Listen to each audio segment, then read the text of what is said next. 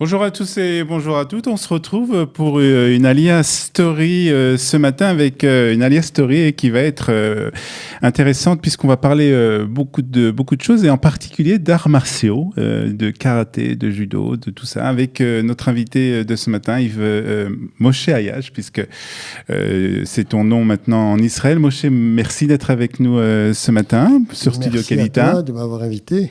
Alors, on va retracer un peu ton arrivée en Israël, mais on va commencer par le début. Et le début, c'est l'Algérie, 1949. C'est là-bas où tu es né. Exactement, oui. Je suis dans un petit village qui s'appelait Montagnac. Oui. Voilà, à côté de Tlemcen. Donc, tu vas rester très peu de temps, en fait, même. Oui, très peu de temps, parce que mes parents s'étaient installés au Maroc après la guerre. Et donc, je suis l'aîné de la famille. Et donc, quand elle est tombée enceinte, elle a préféré aller accoucher dans sa famille et retourner en Algérie. Donc je suis né en Algérie. Tu es né en Algérie, mais tu as passé une grande partie de ton enfance au Maroc. Voilà, de 0 à 7. De 0 à 7, donc tu es au Maroc. Et ensuite, la plupart des Juifs du Maroc, en tout cas une grande partie, quittent le Maroc pour soit Israël, soit la France. Et ta famille choisit... Nous, on était français. Mm-hmm. Donc, quand il y a eu des événements en 1956, les Français, ils ont été expulsés du Maroc, donc on était obligés de partir. Quoi. Ouais. Donc vous êtes partis, vous étiez français et vous arrivez à Marseille. Exactement. Alors comment ça se passe quand un petit Marocain arrive à Marseille à l'âge de 5 ans, 6 ans? Il arrive à Marseille en décembre 1956. L'hiver le plus froid dans les statistiques. Ouais. Donc c'est un hiver glacial. Ouais. Voilà. Et donc nous on était arrivés dans un pays où il faisait 50, 45. Ouais. Et donc évidemment ça nous a fait un petit choc. Et puis Marseille c'était tout noir, pas de surtout lumière, voilà, tout noir, pas de lumière, les maisons toutes... Voilà, c'était très, très triste, on se demandait, voilà. Tu t'en souviens même que ça fait pratiquement 70 ans, 65 ans, tu te souviens encore de cette arrivée à Marseille? Oui, parce que je crois que quand on est petit, moi j'étais l'aîné de la famille, j'avais une petite sœur, mais elle était très petite, et moi j'ai quitté mon milieu, quoi, c'est-à-dire mes camarades, mon école, toutes mes affaires, parce qu'on est parti en catastrophe. Ouais. En prenant une toute petite valise et on a tout laissé comme ça, un truc de fou. Et voilà, donc évidemment, moi j'étais déraciné et j'ai toujours été comme ça. C'est-à-dire que ça m'a tellement marqué que malgré que j'ai vécu 50 ans en France, j'ai jamais... Et j'ai fait beaucoup de choses en France, mais j'ai jamais eu le sentiment que Tu appartenais vraiment. J'appartenais à la France. Ouais. J'ai toujours été en dehors de la France. J'avais quelque chose qui... Alors comment ça se traduisait? Tu sentais... C'était difficile parce que, par exemple, quand j'étais en classe, mes petits camarades, ils disaient je vais aller en vacances chez ma grand-mère, dans la maison de ma grand-mère. On allait au grenier. Et moi, ma maison de ma grand-mère, elle était en Algérie, quoi. Et puis on l'avait plus, quoi. Donc on pouvait pas faire la même chose qu'eux. Et donc tu te sentais différent, malgré le fait que tu étais français et que tu parlais le français. Oui, bien sûr, couramment. Bien sûr. Et ça n'a rien à voir. De toute façon, mais tu te sentais différent. Mais même les enfants. De toute façon, moi, je m'appelais. Mon état civil, c'est Yves Moïse Ayash. Oui. Et donc, évidemment, quand j'arrive en 56 à Marseille et qu'on fait la liste des élèves en classe, Yves, Moïse, Ayash. Et les enfants, Moïse, voilà. Ils se demandent qu'est-ce que c'est. Voilà. Donc, j'étais déjà en dehors du système, quoi. Et puis voilà. Tu as d'autres souvenirs de cette époque lorsque tu étais enfant? Est-ce que tu étais, on va dire, un enfant parmi la bande des camarades, celui qu'on avait envie d'avoir comme ami? Alors j'ai eu deux périodes. Oui. Jusqu'à l'âge de 9 ans, c'est-à-dire pendant 2 ans à peu près, puisque je suis arrivé à l'âge de 7 ans. Oui, j'avais des camarades, mais c'est moi qui forçais l'amitié, quoi. Et après, quand j'ai commencé le judo, alors ça me donnait de l'assurance. Ouais. Et j'ai complètement changé, quoi. C'est-à-dire même ton comportement par rapport aux autres a changé. Complètement. C'est-à-dire, au lieu de subir, c'est moi qui a commencé à diriger. Et donc, résultat, c'était l'effet inverse. J'ai ramassé les camarades. Alors, comment tu nous parles de judo, tu nous dis que tu as commencé le judo. Comment tu es arrivé, puisqu'aujourd'hui c'est ta passion, c'est plus qu'une passion d'ailleurs, c'est toute une vie. C'est ma vie, ouais. Les arts martiaux, le judo. Ça c'est sûr. Alors on va en parler beaucoup. Le karaté. Le karaté. Comment tu as commencé? Comment tu es arrivé à ce sport? Voilà, comme je te dis, je suis arrivé, j'étais un peu déraciné, un peu faible, et donc on me tapait, on me piquait mes affaires. C'était pas facile, hein. Et bon, un jour, je dis à mon papa, ça va pas du tout. Et je lui ai dit, alors il m'a dit, ah là là, lui, c'était un grand sportif, hein, il faisait de la boxe, de la gymnastique, de la natation. Donc, il m'a dit, je vais trouver quelque chose pour te défendre. Allez, la boxe. Et puis, comme j'étais un petit garçon très mignon, ma maman a dit, on va pas lui casser le nez. Alors, il a cherché. Et puis, à l'époque, il a dit, tiens, le judo, c'est quelque chose d'intéressant. Il n'y a pas de coup de poing, il n'y a pas de machin. Mais tu vas pouvoir t'apprendre à te défendre. Voilà, et j'ai commencé. Il m'a mis là-dedans. Oui. Et ça t'a plu tout de suite? Pas tout de suite, parce qu'au début, c'était difficile. Et puis, voilà. Et puis la première année, j'ai dit, ah non, j'arrête. Il m'a dit, ah non, j'ai acheté tout, le kimono et tout. Tout l'équipement. Débrouille-toi, tu continues. Voilà. Et puis la deuxième année, j'ai attrapé le virus. Et après, c'est fini, quoi. Et donc après, ça a été jusqu'à obtenir la ceinture noire. La ceinture noire, la petite distinction. Ouais. Et après, Tu as fait des compétitions aussi? Oui, quand j'étais jeune, oui, beaucoup. Ouais. Dans la Provence, oui, j'ai fait les championnats de Provence, des choses comme ça, oui, bien sûr. J'ai fait beaucoup de... Il y avait le judo, on faisait la compétition, c'est la règle, quoi. Hein. J'ai fait beaucoup, des combats. Donc, une enfance très sportive, hein, très sportive. Oui, après, quand j'ai commencé le judo, j'étais devenu la natation. Mais parallèlement à ça, tu étais bon élève. J'ai joué, bien sûr. Pas très bon au début. Et j'ai eu aussi pareil, c'est-à-dire j'ai eu un déclic en classe de 4e. J'étais pas très mauvais dans les mathématiques.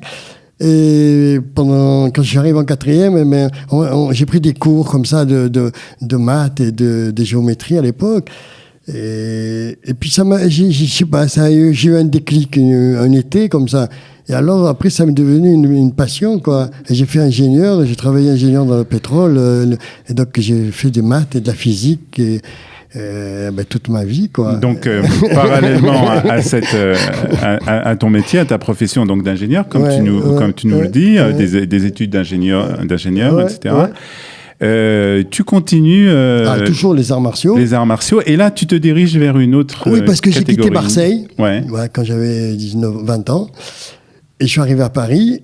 Et donc, je cherchais quelque chose, parce que le judo, il avait changé de façon de pratique. Et c'était plutôt basé sur la force, le blocage, moins sur la technique, moins le judo, parce que le judo, ça veut dire la voie de la souplesse. D'accord. Judo. Do, c'est la voie, c'est la souplesse. Donc, le judo, c'est plutôt la voie de la souplesse, alors que c'est devenu la voie plutôt de la force et de la contraction, quoi, du muscle. Et donc, c'était pas ma nature, parce que moi, quand même, physiquement, je fais pas 1m90 ni 120 kilos. Donc, c'était pas ma nature. Ouais. Donc, voilà. Donc, je cherchais quelque chose. Alors, j'ai fait j'ai fait du yoga aussi dans ma vie. Ouais. J'ai commencé très jeune le yoga, parce que j'ai connu un Indien à Marseille, au bord de la mer. Un vieil Indien, et il m'a dirigé il m'a appris le yoga. Donc, je faisais comme ça. Donc, le judo, yoga, ça marchait bien à l'époque. Et donc, je cherchais quelque chose à Paris. Et un jour, j'ai ouvert un magazine d'arts martiaux. Et tu as découvert le karaté. Voilà, et j'ai découvert mon maître. Il y avait un article. Voilà, il y avait le maître Murakami, Tetsuji Murakami. Et je lis ce qu'il a... Bon, c'est pas lui qui avait écrit, parce qu'il était japonais. Mais voilà. Et ce qu'il disait, c'était ce que je recherchais, quoi. Ouais. Exactement. Et je regardais l'adresse, et j'habitais à 100 mètres. 100 mètres. Ouais. Alors, la vie, il n'y a pas de hasard. Comment s'est passée cette première rencontre je suis arrivé au dojo. J'étais bien entendu un petit débutant, bien sûr.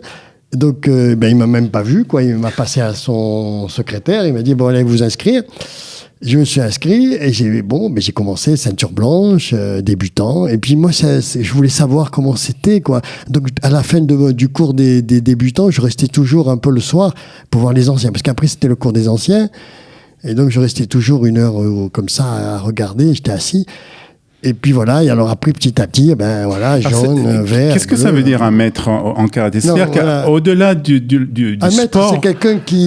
Au-delà du sport, il y a une philosophie derrière tout ça. Alors, le karaté que je pratique, c'est pas du sport. Moi, je suis pas très sport. C'est-à-dire, le sport... C'est pas physique. C'est pas une question de physique. C'est ça le problème. Le sport, c'est pas la physique. Le sport, c'est la règle. Il y a des règles, il y a des arbitres. Donc, c'est ça le sport, c'est un jeu. Je comprends. Les arts martiaux, c'est la guerre. C'est le milchama. Ok. Donc, c'est comme si on demandait aux Khayalim, est-ce que vous jouez quand vous êtes à Gaza? Non. On joue pas. On joue pas. On fait la guerre. Voilà. Donc, les arts martiaux, contrairement à ce que les gens pensent, c'est pas un sport. C'est devenu un sport. Ouais. Ça, c'est autre chose. Parce que... Mais à la base, c'est pas un sport. Ah non, c'est un art. C'est un art. C'est un art, c'est-à-dire c'est une façon de vivre. C'est une façon de vivre. Alors, est-ce que vous pouvez nous dire en quelques phrases les grandes lignes? En quelques phrases, oui. Je vous ai posé une question difficile. Non, on va essayer. Alors, les arts martiaux, c'était l'art de la guerre. L'art de la guerre. Ça paraît très violent, non? C'est le budo. Le budo, je parle des arts martiaux japonais. Hein, d'accord. Parce que, on va parler de la Chine, c'est autre chose. Mais même si c'est la même chose, la même racine, quoi. Mais le budo, c'est la voie du bu, c'est-à-dire du guerrier. D'accord. Mais en même temps, c'est pas la voie du... Le guerrier, c'est pas le sens, c'est pas le mercenaire. C'est comme un peu les chevaliers de l'époque en Europe, quoi. Donc voilà. Donc il y a un comportement, il y a des règles, c'est toute une philosophie qui va, mais en même temps c'est très physique, évidemment, mais c'est pas sportif. Alors, c'est ce maître Murakami qui vous a enseigné tout ça. Oui, alors, vous l'avez en fin de compte rencontré. Voilà, j'ai tout appris avec lui, des arts martiaux. Et après, j'ai rencontré son maître au Japon. Il est venu en France, en Europe. Il a fait une fois, il est venu en Europe, le maître Egami, un des plus grands maîtres au Japon. Nous, on est dans une lignée très directe. Hein. Le karaté a été formé dans les années 1900. Hein. Donc, il y a eu le maître fondateur. Et de suite après, dans la lignée, le maître Egami, et après, il y a mon maître. D'accord. Donc, j'ai appris avec la racine, quoi. Ouais. Donc, j'ai pas appris avec le professeur du professeur du professeur du professeur. Moi, j'ai appris avec des gens qui sont nés dans les années 1912-1913. C'est la source. Voilà. Donc, ils m'ont transmis l'esprit du Japon traditionnel. Pas du sport de maintenant. Ça n'a rien à voir, quoi. Alors, tu continues donc, bien entendu, à connaître le karaté, ce monde des arts martiaux. Ouais. Et, bien entendu, à un moment, tu fais une rencontre par ton maître. Un jour, une autre rencontre importante. Il est rentré une jeune fille dans le dojo. Alors, une japonaise. Une japonaise qui est venue à Paris. Voilà, qui est venue à Paris, très jeune, faire des études. Passionnée aussi d'arts martiaux? Au début, non. Elle a commencé quand elle est arrivée à Paris, en fin de compte. Au début, elle ne faisait pas les arts martiaux. Donc, elle faisait des études à la Sorbonne. Et moi, je l'ai vue. Et voilà, on s'est vus, on s'est rencontrés comme ça. Mais on avait des vies séparées, parallèles. Et des années après, on s'est retrouvés, quoi. Maintenant, il y a 22 ans, quoi. Et voilà. Vous êtes mariés? Bien sûr, on est mariés. On s'est mariés. Vous êtes mariés à Paris? On s'est mariés à Paris. On a fait le mariage, la choupa à Enav. En Israël? En Israël, ouais, bien sûr. Et voilà. Alors Israël, dans tout ça, comment on arrive alors tu as dit le nom d'Enav, c'est le village où vous habitez. C'est un Nishouv, oui, tout à fait, dans le Shomron, oui. Alors comment donc d'abord du Maroc, après Marseille, après Paris, en passant par cette passion pour le karaté, cette rencontre avec ta femme qui vient du Japon. Ouais, de Tokyo. C'est Tokyoïte, elle est née à Tokyo. Et comment on arrive à Enav en Israël? Ah là là, alors là, j'étais à Paris. J'étais ami avec la maman d'une journaliste que vous connaissez tous, c'est Carole Azoulay. Oui. J'étais ami avec sa maman. Je connaissais très bien Carole Azoulay puisqu'elle habitait à Paris avant, avec son mari, que je connais aussi, Michel, évidemment. J'ai même travaillé avec Guy Sembel au début de Guy Sen. En parallèle, tout ça, c'était des choses qu'on faisait en plus. Donc, j'ai connu Carole Azoulay. Elle a fait son alia. Oui. Et puis, un jour, elle m'a envoyé un petit mail. Elle me dit, voilà, j'ai un ami, il s'appelle Baruch Lior, qui habite à Jérusalem maintenant. Avant, il habite à Enav. Et il s'occupe du Shomron. Il s'occupe du Shomron. Est-ce que tu voudrais... Pas au début. Il voulait que je fasse un genre de représentant en France du Shomron. Pour faire venir l'Alia dans le Shomron. D'accord. Il est venu à Paris, on a discuté, voilà. Ma femme, à ce moment-là, elle faisait le guillour, voilà. Et donc, voilà, il est venu une fois, il m'a dit, OK, je te prends. Il est venu ici, il a discuté avec la Moatsa, ils ont dit, OK, mais ils n'avaient pas le budget comme toujours. En Israël, on court toujours après les budgets. Et il m'a écrit, il m'a dit, bon, écoute, ça va être remis en septembre. Ouais. Et nous, en juin, on est venu en Israël, en vacances. Et puis, en mois de juin, il m'a dit... il est venu me chercher, et puis il me dit, tiens, je vais te présenter Enav, si t'intéresse, tu peux... On est venu à Enav, on a trouvé que c'était très bien. Super. On est retourné en France, et au mois d'août, 30 août, on était en Israël. Vous avez décidé comme ça. Voilà, comme ça, on a tout fermé, on a fermé le dojo, et on avait une salle de karaté à Paris, dans le 11e, et puis on l'a fermé, et puis voilà, on a tout fermé, et puis on est venu... Tout ça, tout simplement. Bah oui, parce qu'en fait, en France, il y a eu l'affaire Halimi, tout ça, et déjà j'étais interpellé, quoi. Hein. Alors comment on arrive en Israël d'abord avec une femme qui est japonaise. Alors comment on est accueilli? Nous on est arrivé à l'Issouf, c'est pas courant. Alors nous on a eu la chance qu'on est rentré à Enav. À Enav, c'est comme la famille. Donc vous avez été tout de suite intégrés. Ah oui, on était intégrés, aidés formidablement. Ouais. On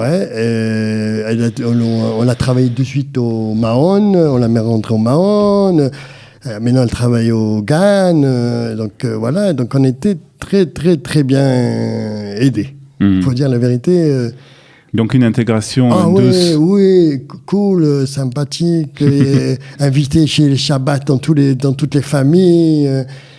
C'était impeccable, quoi. Ouais. Voilà, donc ils nous ont beaucoup aidés pour déménager, parce qu'au début on habitait dans une maison, après on habitait dans une autre. Et après, quand on a acheté la nôtre, voilà. Donc en Israël, tu continues à exercer. Oui, au début, c'est très. Alors, faut dire, en Israël, sortie d'Enav, Israël, c'est pas facile. Ouais. Ça faut que ça soit bien clair. C'est pas facile parce que on arrive et puis le pays il existe déjà. Il faut qu'on fasse notre place. Ouais. Et les gens évidemment, comme c'est un tout petit pays, il faut être conscient de ça. Chacun a sa place. Et c'est difficile qu'ils veulent pas personne ne veut te laisser une place. C'est comme ça que ça se passe. La vérité c'est comme ça. Et donc, il faut... c'est pas évident de... Nous, au début, je voulais enseigner parce que j'habite pas loin de Netanya. J'habite à une demi-heure. Donc, je voulais enseigner à Netanya. Netanya, ça a été quasiment impossible. Parce qu'il y a des professeurs déjà de karaté de partout. Ouais. C'est quelque chose de répandu. Donc, c'est très fermé. Et tout le monde me connaissait. Donc, j'avais la réputation déjà. Parce que tout le monde regarde sur Internet. Comme j'ai une chaîne YouTube et j'ai un site internet, donc tout le monde il me connaissait en tant que karatéka, donc ils savaient, donc personne au niveau du karaté, ils ont tous fermé la porte. Ouais. Tous, personne. Donc ça pas. J'ai fait un stage une fois à Jérusalem. Et il est venu un seul karatéka israélien, le plus ancien, qui est venu voir, que je connaissais même pas. Et je savais même pas qui c'était, mais j'ai vu un grand monsieur. Et bon, il m'a écrit une très gentille lettre en hébreu, il a écrit à tout le monde, et ça a été très gentil dans son sens, et ça m'a bouché la voix de partout. Ah ouais. Voilà. Donc après, j'ai enseigné dans mon village. Dans mon village, ils savaient que j'étais professeur de karaté. Et donc, ils ont construit, au bout d'un certain temps, une salle. Voilà. Et maintenant, j'enseigne aux enfants et aux adultes. Alors, on reparlera dans une autre émission de ces arts martiaux en Israël, comment c'est perçu, comment les Israéliens vivent ça, etc. Avant qu'on termine et qu'on se quitte, Moshe, une question qu'il faudrait te poser, c'est les arts martiaux et le judaïsme. Ah ben oui, j'ai fait... Les arts martiaux, le judaïsme, c'est les arts martiaux. Voilà, j'explique tout le temps. J'ai fait une émission, j'ai fait 8 ou 10 émissions à la radio ici en Israël. Il y avait une radio francophone à Jérusalem et je venais tous les dimanches faire une émission pour expliquer la relation qu'il y avait entre le judaïsme et le bouddhisme et les arts martiaux. Et en fin de compte, c'est la même racine. C'est la même racine. Oui, c'est-à-dire que les arts martiaux, le départ des arts martiaux, c'est ici. Et en fin de compte, quand Agar est partie vers l'Est, elle a transmis cette connaissance en passant en Iran, en Inde, en Chine. Et donc, en fin de compte, j'ai fait un tour, quoi. Dans ma vie, j'ai fait un tour. Je suis allé en Asie. Bon, j'ai jamais été bouddhiste, mais j'étais très proche de l'Asie, des arts martiaux. Et pendant des années, j'étais pas très dati, pas religieux du tout. Et pas du tout. Et je suis retourné au judaïsme grâce aux arts martiaux. C'est-à-dire, on habitait à Vincennes. Et on habitait derrière la yeshiva Chabad de Vincennes. Et au début, je ne le savais pas. Et donc, moi, je pensais qu'il y avait une synagogue, mais c'était loin de chez nous. Et en fin de compte, un samedi matin, ma femme était dans le jardin et elle me dit « Oh là là, j'entends des prières. » Je dis « C'est pas possible, il n'y a pas de synagogue. Qu'est-ce que tu racontes ? Elle doit être à 2-3 km, on ne peut pas les entendre. » Non, elle m'a dit. Puis je suis sorti dans le jardin, puis oui, j'entendais la tefila du Shabbat. Et donc, c'est intéressant. Et donc, j'ai fait le tour et je suis allé voir la yeshiva et je suis allé voir le Rav Tayeb qui dirigeait cette yeshiva. Voilà. Et à l'époque, déjà, je voulais enseigner à la communauté juive. C'était un moment où j'en avais marre d'enseigner aux goy, aux Français, aux étrangers, quoi. Et voilà. Et donc, je cherchais déjà, donc j'avais des rapports avec déjà le Bétar, les choses comme ça. Donc, je cherchais, et donc, voilà. Et je rencontre ce Rav, un grand Rav de 1m90. Et vous lui parlez des arts martiaux. Et on est resté 3 heures dans son bureau. Et il m'a dit, oh oui, ça c'est écrit comme ça. Oui, c'est comme dans la Torah. Et là, il m'a convaincu. Qu'il y avait un Voilà. Et donc, à partir de ce moment-là, j'ai adhéré. Il était Loubavi. Je suis venu Chabad. Ah oui. Oui, j'avais une barbe. J'ai venu Chabad pendant, 8 ans ou quelque chose comme ça. Et oui. Et vraiment, j'ai étudié la Chassidut tous les matins à 5 heures du matin. Et c'est là que vous vous êtes rendu compte, que tu t'es rendu compte qu'il y avait un véritable rapport. Oui, parce que tout ce que on discutait avec le Rav et tout ce qu'il disait dans les cours de Chassidut, de Torah, c'est ce que j'avais appris dans les arts martiaux. Donc, en fait, à chaque fois qu'il parlait, je lui disais, Rav, c'est comme ça aussi dans le karaté. Oui, alors, les gens, ils étaient étonnés. Et donc, lui, alors, il adorait ça. On est restés, on est toujours amis, bien entendu. Et il disait toujours, il m'appelait grand maître. Donc, devant tout le monde, il m'appelait grand maître. C'était génial. Non, c'est vraiment, j'ai rencontré un Rav très intelligent, très fort. Le premier jour, on est rentré pour un quart d'heure parce que je lui ai dit, est-ce que je peux enseigner à l'Yeshiva ? Elle me dit, qu'est-ce que vous faites ? Je dis, je fais du karaté. Karaté. Et puis j'ai dit, non, vous savez, Rav, c'est un karaté spécial. Et je lui ai expliqué qu'on n'utilisait pas la force. Et alors, j'ai fait avec lui, il s'est levé de son bureau, et j'ai fait avec lui. Il était jeune, il avait 38, 40 ans. Même pas, ouais. Et j'étais plus vieux que lui déjà. Et voilà, et donc, j'ai dit, ok, c'est lui. En fin de compte, le judaïsme, c'est ça, quoi. C'est ce que je cherchais. Donc, il y a un grand rapport. Je suis allé en Inde, je suis allé au Japon, parce que je suis allé en Inde quand j'avais 16 ans. Ouais. Où ça, c'est une grande histoire aussi. Donc, on a appris en tout cas qu'il y avait un lien. Oui, parce que ça veut dire quoi? Ça veut dire que, voilà, les arts martiaux touchent à l'essence de l'homme. D'accord. C'est-à-dire à la nature de l'homme, au comportement de l'homme. Et donc la Torah, elle touche exactement à ça. Mmh. C'est ça qu'il faut comprendre. C'est que la Torah, c'est l'essence de l'être humain, c'est le comportement de l'être humain. Donc on retrouve ça dans les deux. Voilà, le comportement, il n'y en a qu'un, puisqu'on est tous humains et tous des... Très bien. Ben Adam. Et donc on descend tous de la même racine et on est tous pareils. Mmh. Donc, après, on va rentrer dans la politique, ça va être compliqué. Non, mais c'est vrai, mais c'est important de comprendre ça, des notions de racisme. On ne peut pas en avoir des choses comme ça chez nous, en tout cas. Voilà. Et non plus donc parce que j'étais un révolutionnaire aussi. Non plus donc dans tout ce qui est arts martiaux, donc tout cet art, donc tu es spécialiste, donc tu es maître et que tu continues d'exercer ici. On en reparlera sur Studio Kalita. En tout cas, merci avec plaisir, de nous avoir merci, parlé de ce parcours très intéressant donc du Maroc, en passant par Marseille, Paris et pour arriver en Israël, à Enav, dans le Shomron. Voilà, merci beaucoup. Merci beaucoup, Moshe Ayash, d'être venu ce matin dans Studio Kalita. Merci, bonne journée, bye bye.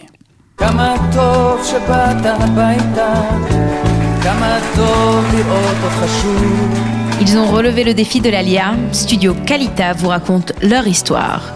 Alia Story, c'est vous, c'est nous.